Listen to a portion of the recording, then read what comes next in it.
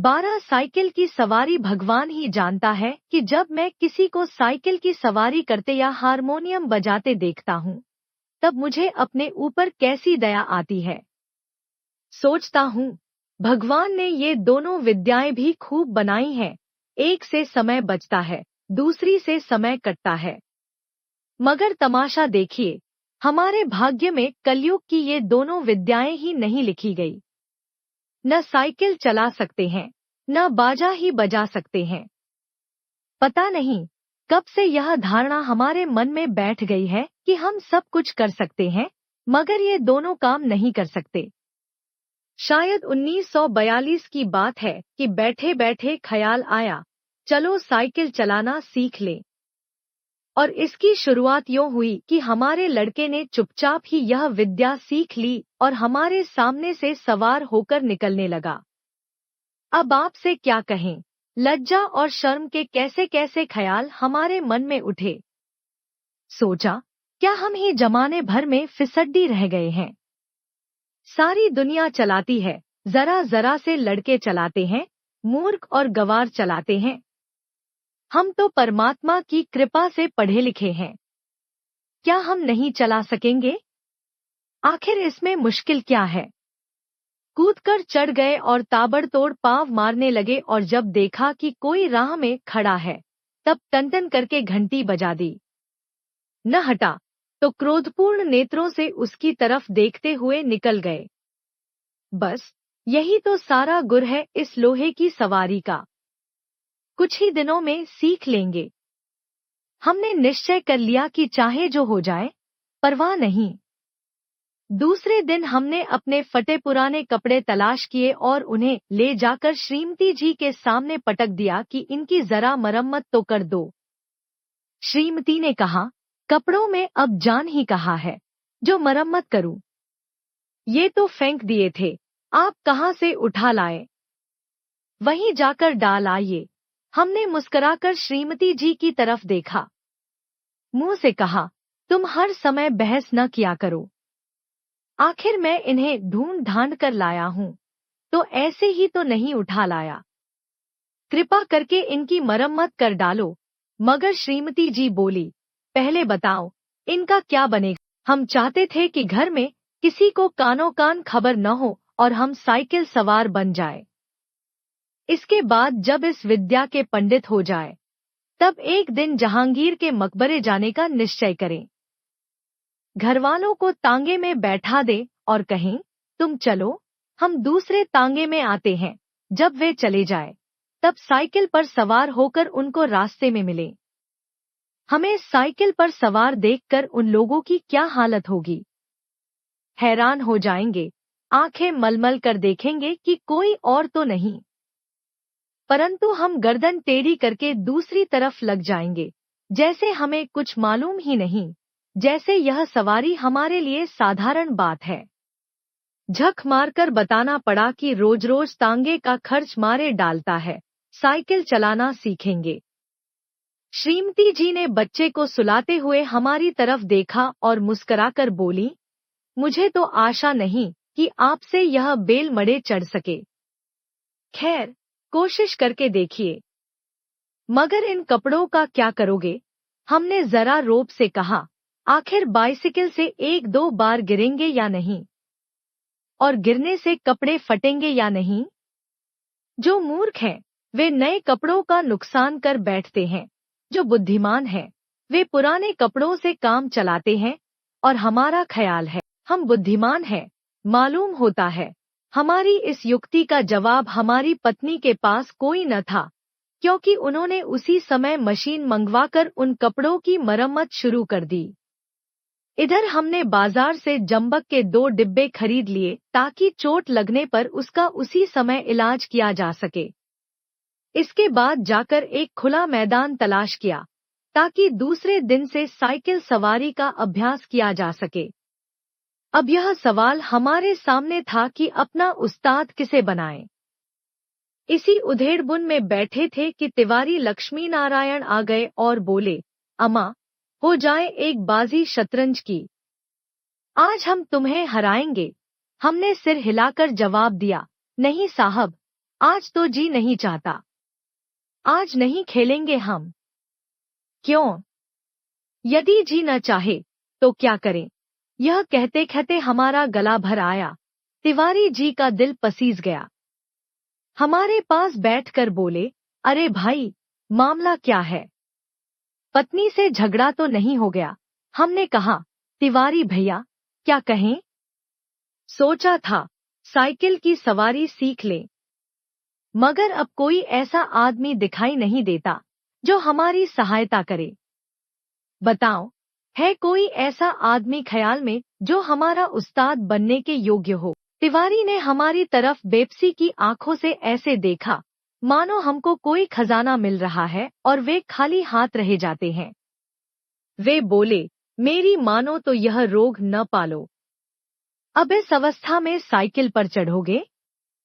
और फिर यह भी कोई सवारी है कि डंडे पर उखों बैठे हैं और पांव चलाए जा रहे हैं, मगर हमने भी कच्ची गोलियां नहीं खेली थी।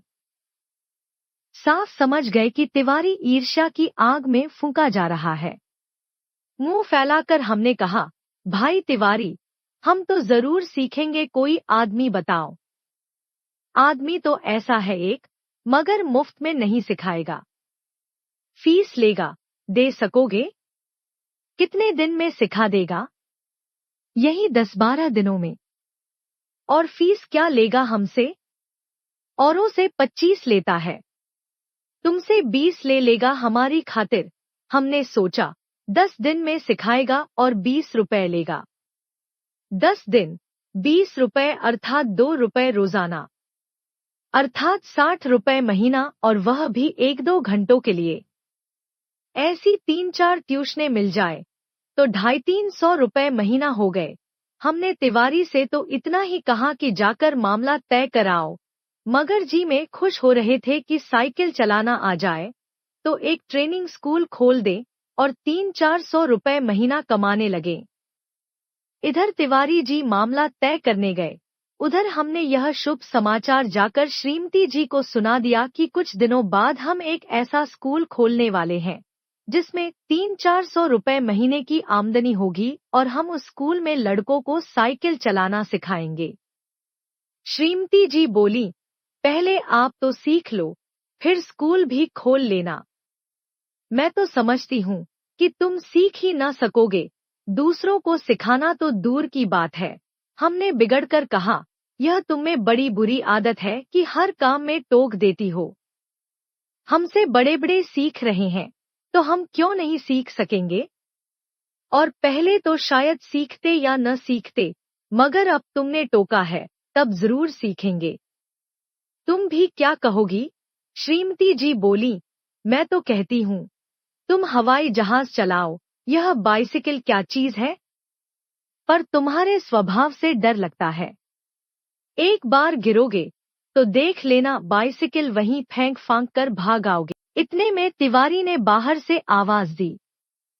हमने जाकर देखा, उस्ताद साहब खड़े हैं। काला रंग, नाटा कद, भद्दी सी शक्ल सूरत, मोटी गर्दन, गले में काला धागा, मैली लुंगी, पांव में कसूरी जूता जो पहलवान लोग पहनते हैं, छोटी छोटी आंखें। पहले तो मन में आया कि कह दे, ये उस्ताद हमें पसंद नहीं है। फिर सोचा, हमें साइकिल चलाना सीखना है, हमें इनको किसी फिल्म का हीरो थोड़े ही बनाना है। यह सोचकर शरीफ विद्यार्थियों के समान श्रद्धाभाव से हाथ जोड़कर प्रणाम किया और चुपचाप खड़े हो गए। तिवारी जी बोले, ये तो 20 पर मानते ही न थे, बड़ी मुश्किल से मनाया है, पेशगी लेंगे। कहते हैं पीछे कोई नहीं देता। अरे भई, हम देंगे। दुनिया लाख बुरी है, मगर फिर भले आदमियों से खाली नहीं है। ये 20 रुपए तो चीज ही क्या है, हम तो अपना धर्म लाखों के लिए भी नहीं गवाएंगे। बस एक बार हमें साइकिल चलाना सिखा दे, फिर देखे इनकी क्या क्या सेवा करते हैं। मगर उस्ताद साहब नहीं माने, बोले, फीस पहले लेंगे, और यदि आपने नहीं सिखाया तो? नहीं सिखाया तो फीस लौटा देंगे, और यदि फीस न लौटाई तो? इस पर तिवारी जी ने कहा, अरे साहब, क्या यह तिवारी मर गया है? शहर में रहना हराम कर दूं, बाजार से निकलना बंद कर दूं। फीस लेकर भाग जाना कोई हंसी खेल है। जब हमें विश्वास हो गया कि इसमें कोई धोखा नहीं है, तब हमने फीस के रुपए उस्ताद को भेंट लाकर दिए और कहा, उस्ताद कल सवेरे ही आ जाना, हम तैयार रहेंगे। हमने इस काम के लिए कपड़े भी बनवा लिए हैं और अगर गिर पड़े तो चोट पर लगाने के लिए मरहम भी खरीद लिया है। हाँ, हमारे पड़ोस में जो मिस्त्री रहता है, उससे साइकिल भी मांग ली है। तिवारी जी और उस्ताद ने हमें हर तरह से तसल्ली दी और चले गए। इतने में हमें याद आया कि एक बात कहना भूल गए। नंगे पांव भागे और उन्हें बाजार में जाकर पकड़ा। वे हैरान थे। हमने हाफते कहा, उस्ताद, हम शहर के पास नहीं सीखेंगे, लॉरेंस बाग में जो मैदान है वहां सीखेंगे। वहां एक तो भूमि नरम है, चोट कम लगेगी, दूसरे वहां कोई देखेगा नहीं। अब रात को नींद कहा। बार बार चौंकते थे कि कहीं सूरज तो नहीं निकल आया। जरा भी ऊंघ जाते तो साइकिल के सपने आते। एक बार देखा कि हम साइकिल से गिरकर घायल हो गए हैं। अस्पताल में एक अंग्रेज हमारा ऑपरेशन कर रहा है। दूसरी बार देखा कि हम जमीन पर खड़े हैं और हमारी साइकिल आसमान पर चल रही है। फिर ऐसा मालूम हुआ कि हमारे उस्ताद ने हमें गोद में उठाकर उछाल दिया। दूसरे क्षण में देखा तो हम साइकिल पर सवार हैं। साइकिल आप से आप हवा में उड़ी जा रही है और लोग हमारी तरफ आंखें फाड़ फाड़ कर देख रहे हैं। आंखें खुली तो जाना कि यह सब सपना था। दिन निकल आया था। इसी समय उस्ताद भी आ गए और हम तैयार होकर लॉरेंस बाग की ओर चले। लेकिन अभी घर से निकले ही थे कि बिल्ली रास्ता काट गई और एक लड़के ने छींक दिया। क्या कहें, हमें कैसा क्रोध आया उस नामुराद बिल्ली और उस शैतान लड़के पर। मगर क्या करते, दांत पीस कर रह गए। एक बार फिर भगवान का नाम लिया और आगे बढ़े। पर बाजार में पहुंचकर देखा कि हर आदमी जो हमारी तरफ देखता है मुस्कराता है। अब हम हैरान थे कि बात क्या है और ये लोग मुस्कराते क्यों हैं। एकाएक हमने देखा कि हमने जल्दी और घबराहट में पाजामा और अचकन दोनों उल्टे पहन लिए हैं और लोग इसी पर हंस रहे हैं। सिर मुड़ाते ही ओले पड़े। हमने उस्ताद से माफी मांगी और घर लौट आए। हमारा पहला दिन मुफ्त में गया। दूसरे दिन निकले तो हमारे घर के पास जो लाला जी रहते हैं, वे सामने आ गए और मुस्कराकर बोले, कहिए, कहाँ जा रहे हैं? हमने जल भुनकर जवाब दिया, नरक को जा रहे हैं। आप भी चलेंगे क्या? बड़ी अच्छी जगह है। अरे, मैंने तो केवल यही पूछा था कि आप कहाँ जा रहे हैं, और हमने प्रार्थना की है कि नरक को जा रहे हैं। 2 आदमियों की जगह खाली है। मुझे यह मालूम न था कि आप किसी जरूरी काम से जा रहे हैं। हम तो बेकार ही घुमा करते हैं, मानो हमारा दिमाग खराब है। तभी उस्ताद साहब बोले, मैं एक गिलास लस्सी पी लूं। आप जरा साइकिल को संभालिए। उस्ताद साहब जब लस्सी पीने लगे तो हमने साइकिल के पुर्जों की ऊपर नीचे से परीक्षा शुरू कर दी। फिर कुछ जी में आया तो उसका हैंडल पकड़कर जरा सा चलाने लगे। मगर 2 ही कदम गए होंगे कि ऐसा मालूम हुआ जैसे साइकिल सीने पर चढ़ी आती है। दूसरे क्षण में साइकिल अपने पूरे जोर से हमारे पांव पर गिरी और हमारी रामदुहाई बाजार के एक सिरे से दूसरे सिरे तक गूंजने लगी। उस्ताद जी लस्सी छोड़कर दौड़े आए और दयावान लोग भी जमा हो गए। सबने मिलमिलाकर हमारा पांव साइकिल से निकाला। भगवान के एक भक्त ने जंबक का डिब्बा भी उठाकर हमारे हाथ में दे दिया। दूसरे ने हमारी बगलों में हाथ डालकर हमें संभाला और सहानुभूति से पूछा, चोट तो नहीं आई? जरा 2-4 कदम चलिए, नहीं तो लहू जम जाएगा। उस्ताद ने साइकिल को अच्छी तरह देखकर कहा, यह तो टूट गई, बनवानी पड़ेगी। आज का दिन भी गया। हम लंगड़ाते हुए घर लौट आए और साइकिल ठीक होने के लिए मिस्त्री की दुकान पर भेज दी। मगर हमारे वीर हृदय का साहस और धीरज देखिए, अब भी मैदान में डटे रहे। कई बार शहीद हुए, घुटने तुड़वाए, हाथ पांव छिलवाए, पर क्या मजाल जो हम हार मान ले। 8-9 दिन में साइकिल चलाना सीख गए, मगर अभी तक उस पर चढ़ना नहीं आता था। कोई सहारा देकर चढ़ा देता तो फिर लिए चले जाते थे। हमारे आनंद की कोई सीमा न थी। उस दिन उस्ताद ने हमें साइकिल पर चढ़ा दिया और सड़क पर छोड़ दिया कि ले जाओ, अब तुम सीख गए। अब हम साइकिल चला रहे थे और दिल ही दिल में फूले न समाते थे। मगर हाल यह था कि कोई आदमी 200 गज के फासले पर भी होता तो हम गला फाड़ फाड़ कर चिल्लाना शुरू कर देते, साहब जरा बाई तरफ हो जाइएगा। हम नए सवार हैं और साइकिल हमारे वश में नहीं है। दूर फासले पर कोई गाड़ी दिखाई देती तो हमारे प्राण सूख जाते। उस समय हमारे मन की जो दशा होती उसे परमेश्वर ही जानता है। जब गाड़ी निकल जाती तब कहीं जाकर हमारी जान में जान आती। सहसा सामने तिवारी आते दिखाई दिए। हमने उन्हें दूर से ही अल्टीमेटम दे दिया कि तिवारी जी बाई तरफ, वरना साइकिल तुम्हारे ऊपर चढ़ जाएगी। तिवारी ने अपनी छोटी छोटी आंखों से हमारी तरफ देखा और मुस्कुराकर कहा, जरा एक बात सुनते जाओ। हमने एक बार हैंडल की तरफ तो दूसरी बार तिवारी की तरफ देखकर जवाब दिया, इस समय कैसे बात सुन सकते हैं? देखते नहीं हो, साइकिल पर सवार हैं। तिवारी जी बोले, तो क्या जो साइकिल चलाते हैं वे किसी की बात नहीं सुनते? जरूरी बात है, जरा उतर आओ। हमने लड़खड़ाती साइकिल को संभालते हुए जवाब दिया, उतर आए तो चढ़ाएगा कौन? अभी चलाना सीखा है, चढ़ना नहीं सीखा। चढ़ना कल सीखेंगे। तिवारी चिल्लाते ही रह गए। हम आगे निकल गए। इतने में सामने से एक तांगा आता दिखाई दिया। हमने उसे भी दूर से ही डांट दिया, बाई तरफ रहना भाई, अभी नया चलाना सीखा है। नौसिखिए हैं हम। तांगा बाई तरफ मुड़ गया। हम अपने रास्ते चले जा रहे थे। एकाएक पता नहीं घोड़ा भड़क उठा या तांगे वाले को शरारत सूझी, जो भी हो, तांगा हमारे सामने आ गया। हमारे हाथ पांव फूल गए। जरा सा हैंडल घुमा देते तो हम दूसरी तरफ निकल जाते। मगर बुरा समय आता है तो बुद्धि पहले ही भ्रष्ट हो जाती है।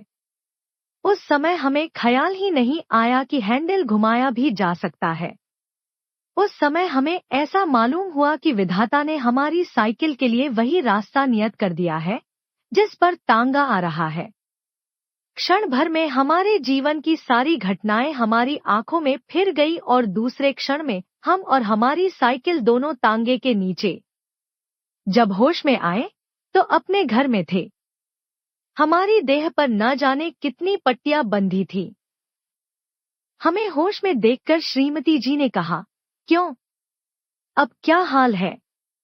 मैं कहती न थी कि साइकिल चलाना न सीखो। उस समय तो किसी की सुनते ही न थे। हमने सोचा, लाओ सारा इल्जाम तिवारी पर थोप दें और आप साफ बच जाए।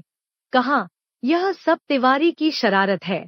श्रीमती जी ने मुस्कुराकर जवाब दिया, यह चकमा तो तुम उसको देना जो कुछ जानता न हो।